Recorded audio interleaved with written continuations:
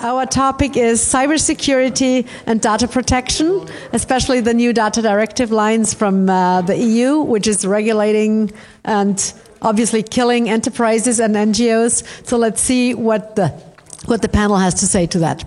Who wants to start? Okay, does this work? Yes. Yes.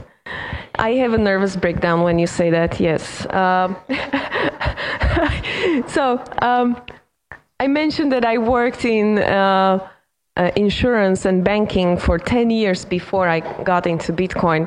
And insurance is probably the most heavily regulated ecosystem, even more than banking. I've been there when we had to, and the entire market was implementing new regulations to protect the consumer. I swear to God, 18 months of wasted time and resources of the entire market just to implement those rules. The market has not delivered a single new innovation in those 18 months. All the insurers wasted millions and millions on just changing all the insurance conditions and banking conditions and the paperwork. You can't imagine. The result of that was not a better protected consumer, not even a smarter consumer. People are more ignorant. Why? Because instead of 8 pages of insurance conditions, now they have to read 35 and fill out additional forms and everything. So we end up with people just blindly signing anything, and we don't educate them. So when I hear GDPR and trying to have all these companies implement something that's impossible to implement, in my opinion, then I'm wondering why do we even pay taxes? Who's deciding on this? Private data protection in the moment when we operate with the internet and the IT systems that we have, the rule the right to be forgotten, it's mission impossible. I don't know if anyone told it to the politicians when they were creating that directive, but as usual, I think they did not listen, right? That's so typical for politicians. So you have smart people telling them this is not a good idea, it won't work, but because they want to be the good guys and wash their hands yes, we did everything we could for consumer protection, they just continue creating these rules. So yes, that's.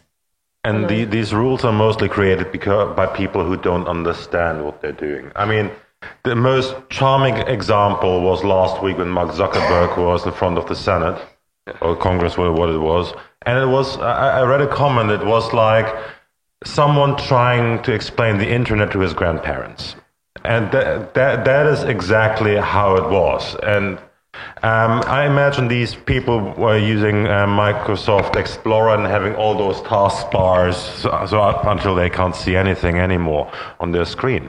But these are the people making the legislation about that. And we've been trying to talk about dynamics of the digital market with them. We've been trying to explain to them how these things work. And I remember very well, that was, I think, in 2014. We were sitting at a conference and they were talking about creating a European Google. And I said, so how do you want to do that? Yeah, we're going to take some money. We're going to fund something. We don't know who will do that. Maybe we'll make a public tender about it. And we're just looking at friends. What the hell are you talking about? Innovation has a hard time being steered by economies. And I think by now, especially politicians in Western Europe and the United States should have learned that, because we won the arms race with the East. Why did we do that?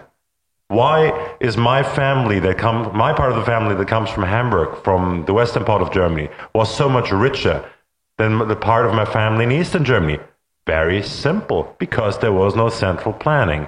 And now in the most dynamic market that we ever had, they try to introduce central planning. How is that supposed to work? Even worse, people who try to steer a market who don't understand anything about the technology.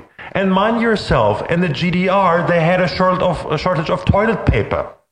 How are those people supposed to govern somehow or decide about a new Google, a new Facebook. That is the side of the government. On the other side, I have a slightly problem with trust when it comes to citizens and media at the moment. There's a very good article about on medium.com titled "Everything About the Cambridge Analytica Case You Know Is Wrong." Starting with a very basic premise. Why are people angry? I don't understand it. Because they voluntarily gave their data to a company. There's a very old saying, or actually two old sayings. Number one, Milton Friedman, there is no free lunch. And the second thing is, if you don't pay for a service, you're the product. So it's very simple. You engage in a contractual relation with a private entity, brackets Facebook, because you want to use their service and stay connected somehow to your friends and family. Fair point. But you read, hopefully, oh no, you don't read them, the terms and conditions. You don't read them. And therefore you sign away to a certain degree the rights to privacy, which is okay because it's a voluntary interaction. Nobody's forcing you at gunpoint. It's not the NSA spying on you and wiretapping you. You're giving away your data voluntarily. So I don't understand this problem. And another problem I don't understand, I assume most of you have Facebook, right? If you want to use another service that is connected with Facebook, there are these little boxes that you can tick. Yes, I agree, and it's a very simple language. I agree that this and this data is transferred and processed by a third party. People click on that. And now they're outraged. And that's why I have a hard time having trust in the citizens every once in a while, because they don't understand the concept of the technology that they're using. And that is very dangerous. And that is very dangerous as well, especially if you look at the increasing speed of information. People are not able to process that anymore. They click and sign everything away. And unless we find a proper way dealing with that issue, probably educating people how to deal with that, and that's something I see. Thank you so much. There's something I see our group having to target that more, educating people on their rights, making them smarter in that respect. We're working as a Naumann Foundation, especially now in what used to be called media literacy. We now call it polyliteracy, because it's not only about media anymore. It's about being literate again, and that goes for media literacy. It goes for being able to understand what you're reading when you read a text, but also making sense of the world. And we'll close this now because you already talked about the EU directive. I think we should face a little bit more in the direction of Immanuel Kant and be able to make use of our own mind. And that is something that we're surely lacking these days.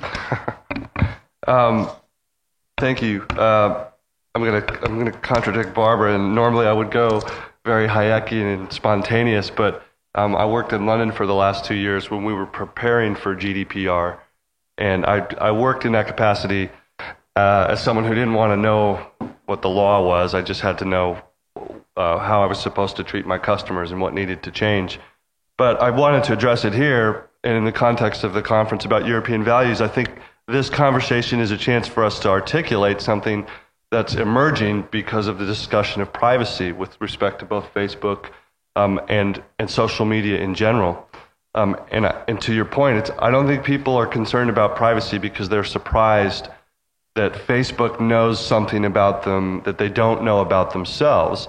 They're just concerned in an atavistic way, and this is the way I would describe it, this is the conclusion I reached, that you can't really be free in an open society if you know you're being watched all the time.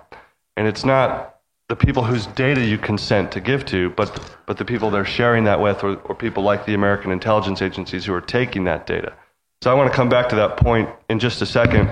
But the three things I thought I wanted to make sure I mentioned is that maybe we can discuss privacy as an attribute of property, especially in the context of the blockchain.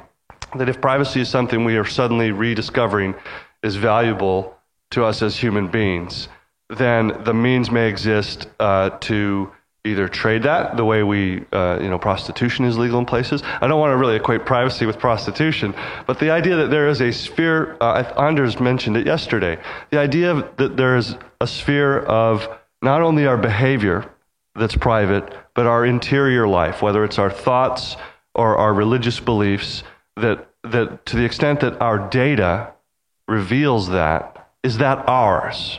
Do we own it? Are we allowed to sell it? I don't know, but I think those questions have come up in part as a response to this Facebook issue. So what I would suggest is a couple of things. We probably need something that's like a digital Miranda right. And right now, the way it works is if you get confronted by the authorities, you have no rights digitally. You have no privacy rights. So do people need to delineate, or do we need to be more clear about what is public and what is private online? I think Europe's interesting in trying to promote this idea that people have a right to be forgotten. I think it's very difficult to implement, but in some ways I find myself surprised in thinking that the GDPR regulations are a much more concrete step in defining what responsibilities corporations have and what limits government has. And I think in that sense, they're a good starting point. In fact, the idea of portability gets to that idea. Can we define what this is so that you can take it?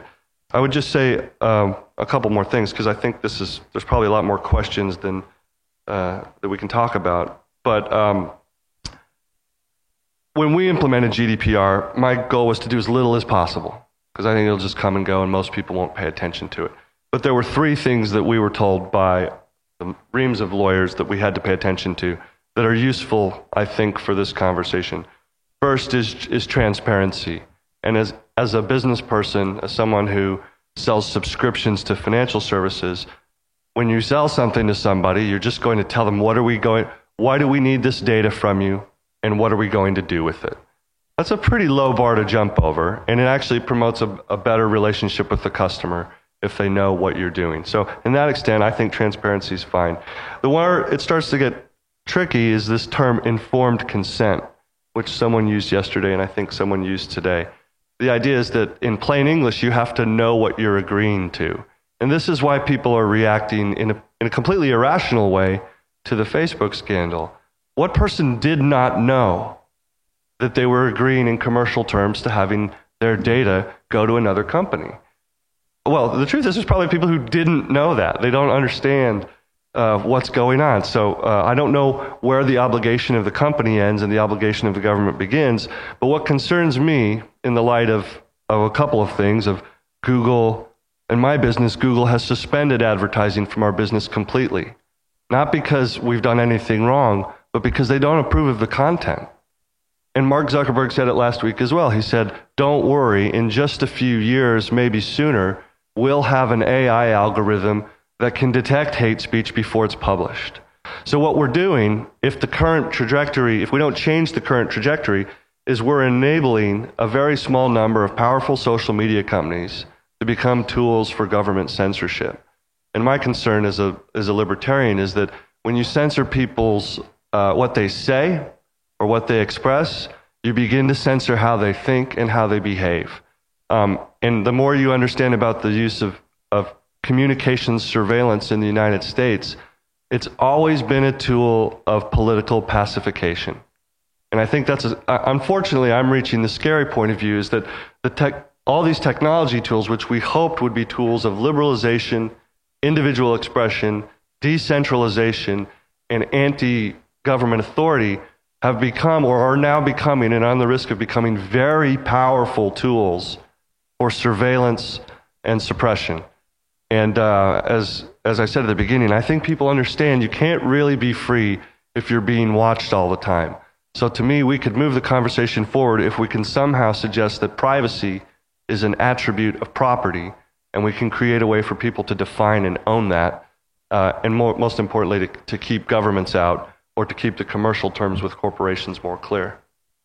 I hope. I really like what you said, especially the hate speech detector. I actually don't like it. Anyway, when we go to like the data collection, it's quite important to understand that most of the data that I'm sharing, those companies don't even need. I say don't collect what you can't protect and what you don't need. Facebook doesn't need to know my date of birth. They only need to know that I'm older than 13. When you sign up to most websites, they don't need your email address. Just because they're allowing you to log in using your email and a password, it's just a way to log in, but they actually do not need that part of information. So there's a lot of things, a lot of projects happening in the space of decentralized web. Okay, it's a continuation after decentralized money. We are building a decentralized web. Now imagine that when you, let's say, start with the decentralized web, you fill out a form with all your private data. Now, you don't send it out to the internet. You encrypt it on the client side, and then what you apply is what we call a homomorphic encryption and a selective disclosure. So, I want to use certain website, and instead of giving them the birth date, I will use a selective disclosure. So I will decide to only allow the service to grab to my encrypted data. I do not decrypt it for them. I only allow them to use homomorphic encryption to calculate that I'm actually, in fact, older than 18. This is possible. It's very early. It's very early stage. But I have big hopes that we will develop these kind of technologies that will allow us to completely change the game. So I will not be copying my personal data from one service to another. I will keep my private data encrypted, and I will only allow the service to go and check, yeah, she's older than what is legally required for her to use the service. Today, homomorphic encryption, as I said, is very early, it's very slow, it's extremely demanding in computational power, but it's getting there. And just to name a few projects, so you can go and research in decentralized, starting with storage, with decentralized computational power, you have companies like Blockstack, StoreJ, Golem, which is Polish, a lot of other companies trying to build a decentralized ecosystem that we can use. Now, imagine that instead of Facebook owning my data, I am the owner, and I can monetize my data. I can decide, because now you are signing up, you're giving them all your privacy, and it's their business model, which is fine if I agree to that, but I would like to change the game, and I still would like to pay Facebook if I use it anytime. I would like to pay them a little bit for the service because they're connecting me with my friends and family. That's fine. But I would like to sell my data to companies that I choose to. And not even the data in raw format, but just the encrypted data. So they don't know things about me, but they can still use that data for scientific research or for any kind of research that they would like to do. So this is something that's happening in the background without the consent of our governments and without the consent of European Union, but it's still happening, and it's largely financed through crypto as well. And I'm very excited about these developments. So you will not have an implicit payment with your personal data anymore. You have an explicit payment with your personal data, or you can sell it and then monetize it, which you implicitly do by giving away your data for free anyway at the moment to Facebook. Yes. And the others. I think when I was looking at some of the faces, and probably also mine when you were explaining that, probably looked like when my colleague was trying to explain me the concept of the pixels that are at the moment used for tracking my internet activities. with Facebook and Google Pixel. Has anyone of you heard about that before? Yeah. Yeah, okay, you. Yeah. You mean pixelation? How they actually track what you're doing? Exactly. On the internet. Yeah. Yeah. Yes, exactly. Right. So it's like a bug. It's like a bug. So, for example, how many people buy things from Amazon? Yeah. So, have you ever noticed if you say you search for a new pair of shoes on Amazon, and then suddenly you start seeing an ad for shoes on all of the other pages that you visit? That's made possible by the pixelation.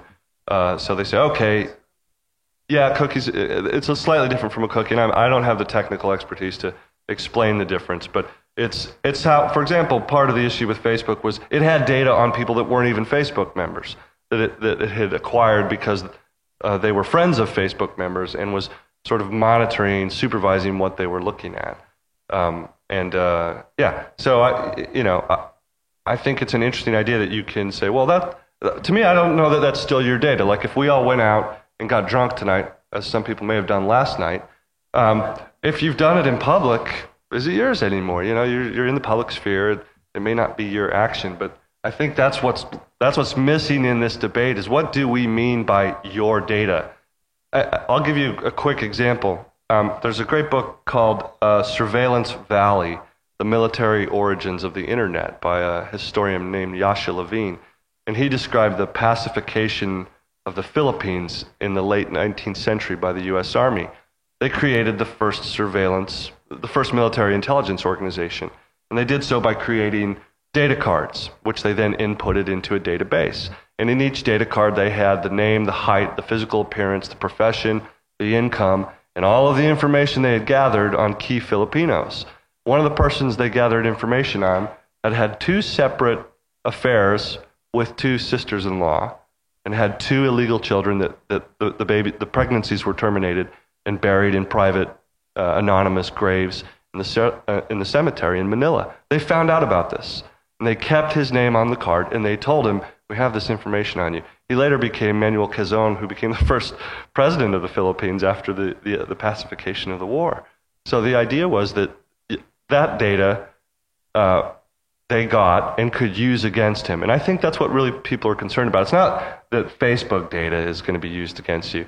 It's you used the word permission-based. Well, I've used the word permission-based living. That's what the social credit score in China is about.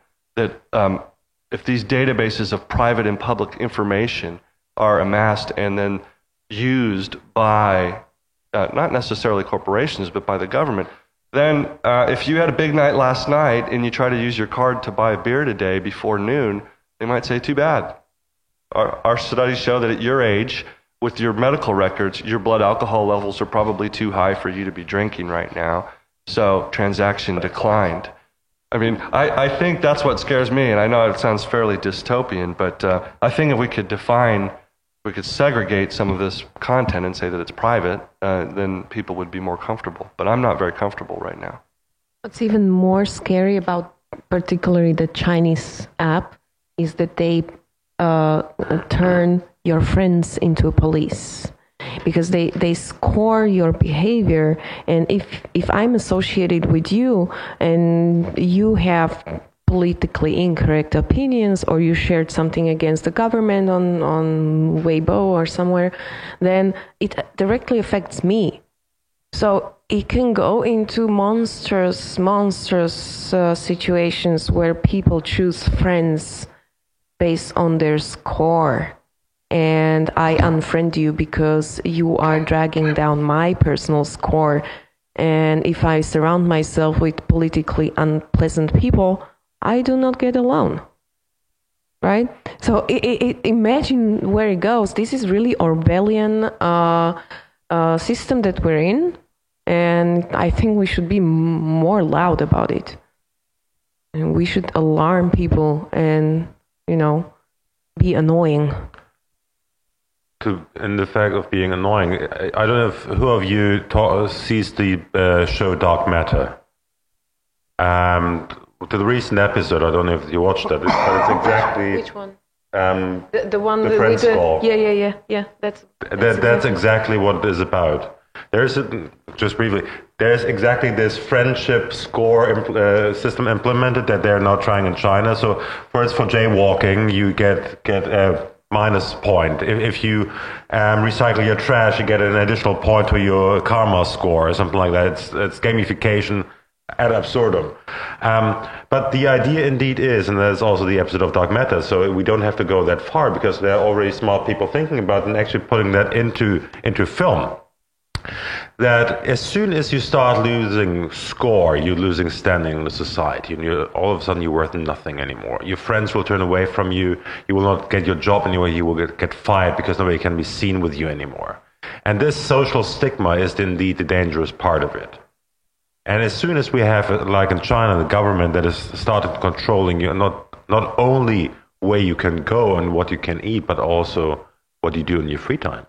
If you watch porn on your computer, that you get that your friends and family will know about that. If you go drinking with your friends and do something that the government might not like, you get minus point for that. And then at the end of the day, you're an outcast, and we are back into a system that again would point to the German case we had already. It was called Staatssicherheit, Stasi, where your friends and family would start spying on you because they were afraid you were spying on them as well. So before you would do something against them, they would do something against you. And this system of fear is something extremely dangerous. And that is something I'm afraid a lot of people are not very much aware of what's coming these days. Private companies are one thing. Again, I think that this personal monetization that you talk about is a very interesting concept, especially when it's properly encrypted. But when it comes to public data that can be cross-referenced by the government with publicly available data of yours and can make scores about you, then we're entering very dangerous territory. And that is something, again, we're talking about think do tanks, we especially should raise the flag about. Well, maybe we can open it to questions after, because there might be some, but I think that's the real opportunity in the context of European values, that we can I wouldn't say hijack, but if the public is genuinely interested in the idea that there is something that they should have privacy. They don't know why, they don't know how to define it. This is a chance to say, yeah, we agree that as a European value, you should have privacy. There should be a sphere of your activity, both in your own life, most of your activity, in fact, should be not constantly under scrutiny of the government. So here's how we suggest you proceed with it. I'm not sure how it works, but I think it's directly related to technology and some free market ideas.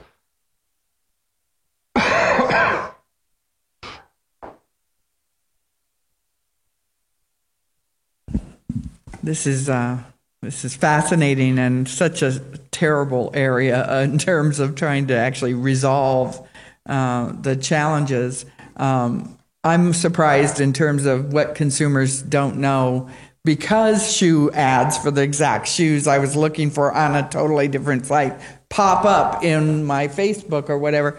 I know how much they're tracking everything I do.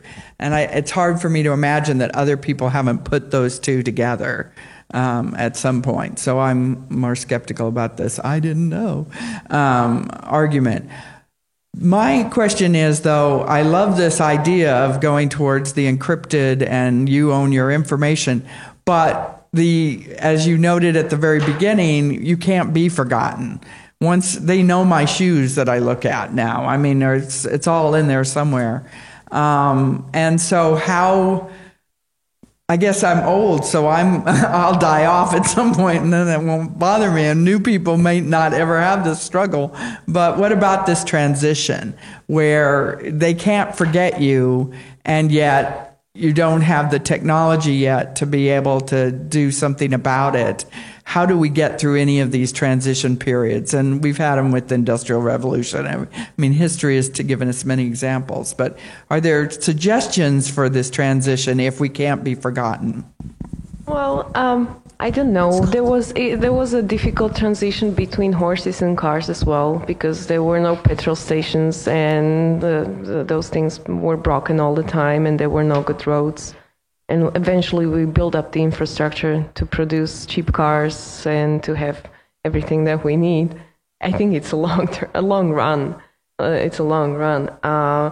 As I say, I'm excited about this decentralized web projects that if they do it well and if they manage to motivate and incentivize every participant in the business, because you need to incentivize the decentralized Facebook, because they need to make their business, their revenues. How? By providing the service, not by selling my data, but they provide the service. So you incentivize the service provider, you incentivize the users by providing something that is not a little bit better than it was. It has to be, way better than what we have today. If it's just a small improvement, you are not disrupting the market. You are not changing much. You may win a couple of 100,000 users, but not those millions and billions that you eventually want to use the system. So it's question of several years, maybe a decade or two of developments.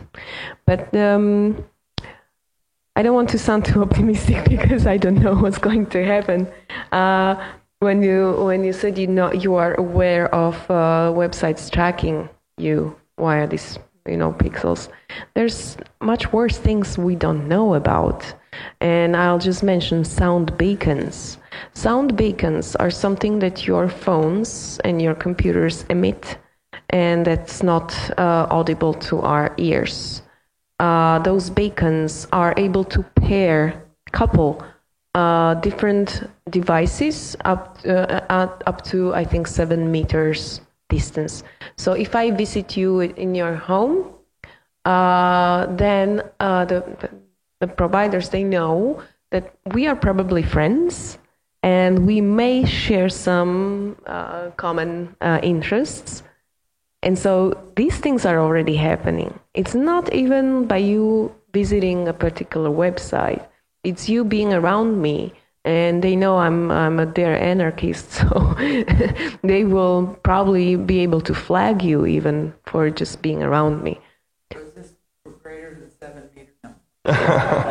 Just stay away from me. and adding to that, it's not only this wiretapping and analyzing of voices, or that we could be friends because we're in a close proximity.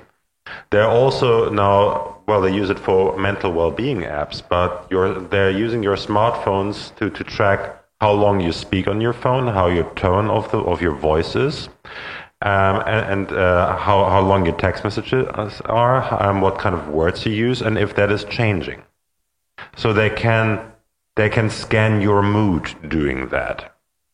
And so far, as I said, they're using it for mental well-being analysis, but they can also do that on a grander scale, together with that. You can imagine the brave new world that we're heading to.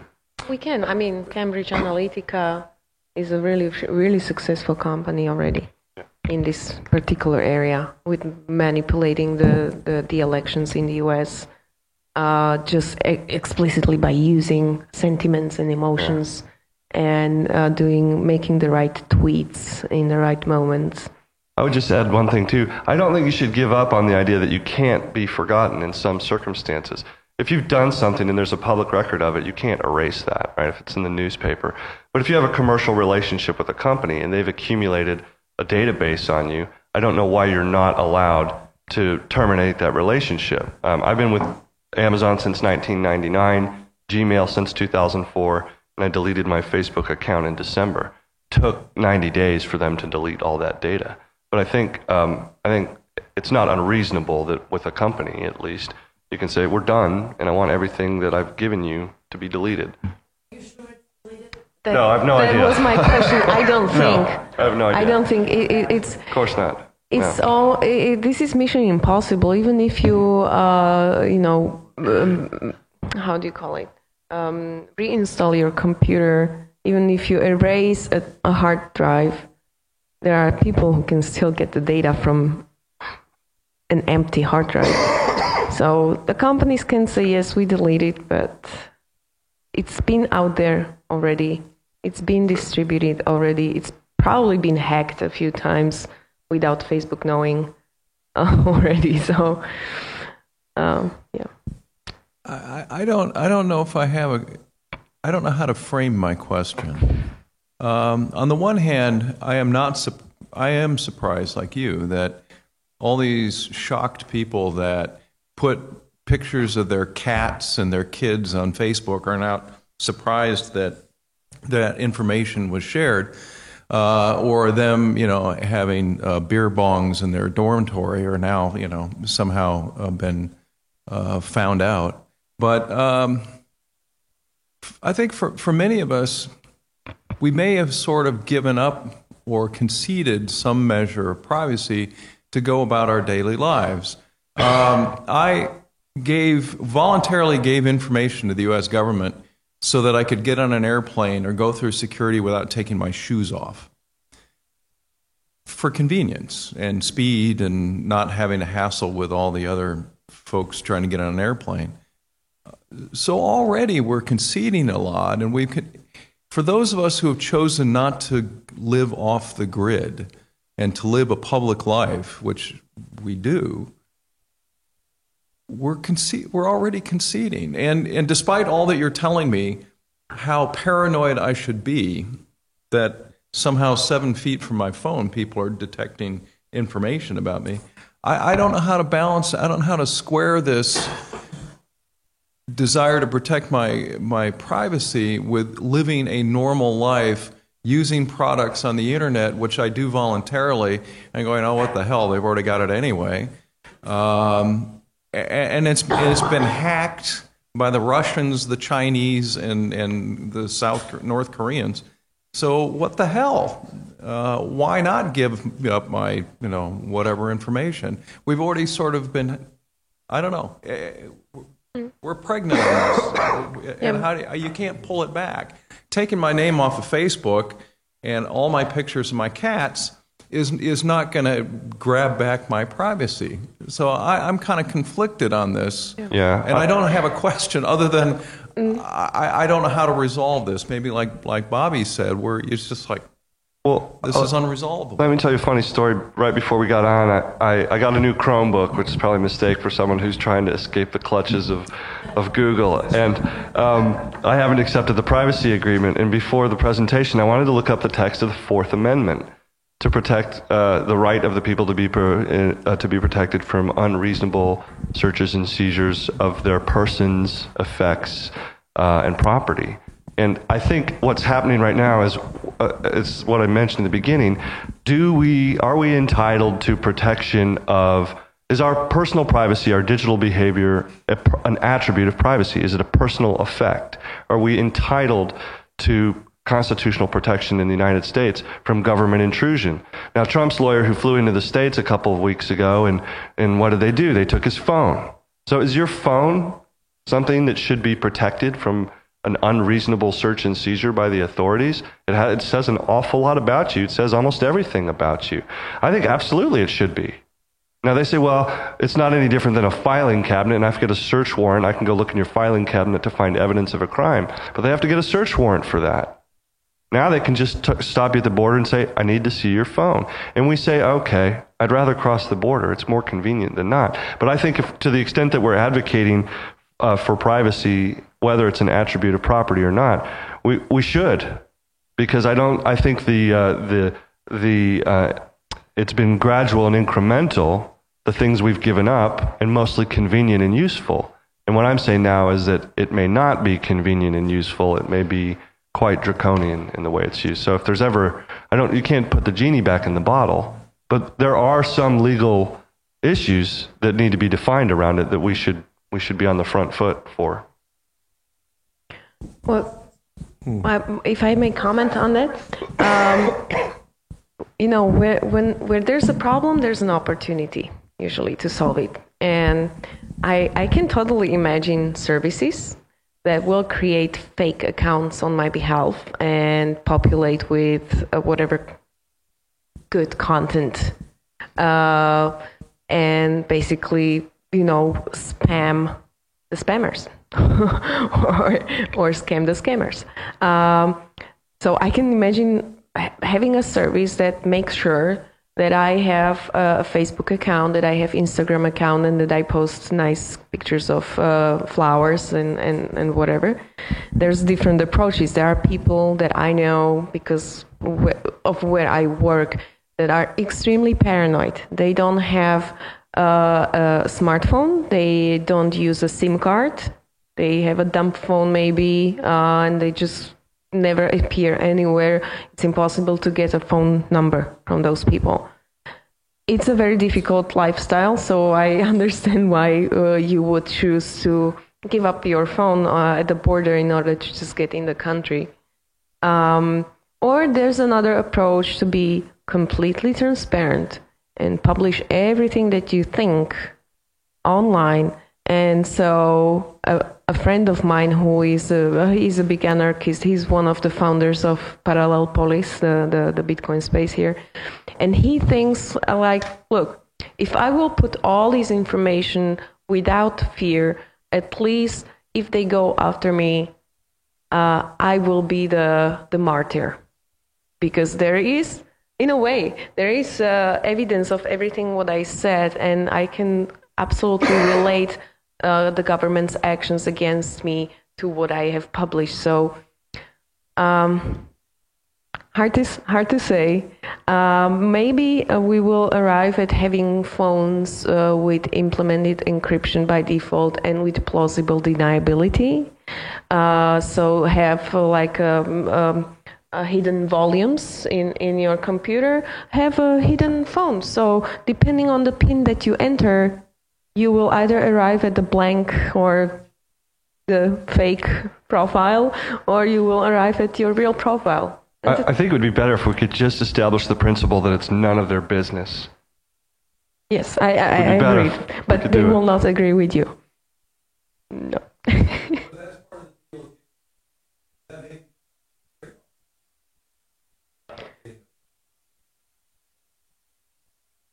That's the part of being reliant on third parties. We have to live in a society. We cannot be extremely self-reliant, although that is a beautiful thing to try to achieve. But you will eventually need a mobile carrier to, convey your phone calls. And the moment you are relying on some third party, you're screwed, in a way. They can only make sure that they protect, they encrypt and so on, but you're still using their service. I don't think there's a way around unless we start to 3D print our phones, unless we have a completely decentralized internet, web, telco. And it's maybe a utopia. I would like to think it's possible. Yeah. Dan, you mentioned this of encroachment on free speech, that there's a lot of pressure on Facebook to define hate speech and exclude hate speech from the platform. Of course, governments already do censor speech that promotes violence and terrorism, but now there's this move to prevent hate speech, which is notoriously difficult to define, so they're trying to put it on Zuckerberg to do that. As classical liberals, libertarians, what's the answer to that? Do we insist that, is there a free market answer? Do we just say let's just leave Facebook? Is that the answer when he starts doing that? I think there's one answer. That's my answer. That's what I did. I like Twitter. More dogs than cats on Twitter, but I'm a dog guy, so I've preferred it. And you curate who you listen to. I mean, your time and your attention is yours. You can do whatever you want with it. You don't have to pay attention to these things. The only suggestion that I've heard, and by the way, I think we were mentioning on the way over, I think the more you are discreet about how you consume social media, it will improve not only your investment returns, but your quality of life and your thinking. I think being connected to everybody turns out to be really difficult and unpleasant sometimes. I'd rather not know what other people are saying or thinking. That's what I found out. The less I know, the better. But the one interesting point I heard is perhaps people shouldn't be able to conduct themselves with complete anonymity if they're commenting or posting online. That promotes a kind of recklessness that we're finding problematic. And if you go to Hyde Park Corner and you get up and you say something offensive, you get up and say it as yourself. And online currently, I think there's a real value to anonymity, especially in the corporate world with whistleblowing. People are willing to say things they might not otherwise say. But I did find that somewhat persuasive in how to regulate if you want to do it as a company. For example, Facebook wants to require, or Twitter wants to require, that you can only post as yourself. Then you can take it or leave it as a customer. And the second thing here is, even if Facebook does it, they have the right to do so because it's their platform and they can decide what content they want to bring in the end of the day. It's not, again, people are mixing up two completely different realms. One is the public space where you have freedom of speech, and the other thing is a closed environment, is Facebook, that is run by the company. And they ultimately can decide about this. If they don't want to see naked breasts, fair enough. They don't want that. We might see that differently, but it's their standards. Also, the left-leaning bias that they have, we might not like it. They have the right to do so. You are not obliged to use Facebook. Final add-on or... Okay. Not really. Dan? Oh no, I wrote it down. There was if you've not read it, it's a short book, 1921, published by Yevgeny Zamyatin, called "We," about a completely transparent world. And he said the only means of ridding man of crime is ridding him of freedom.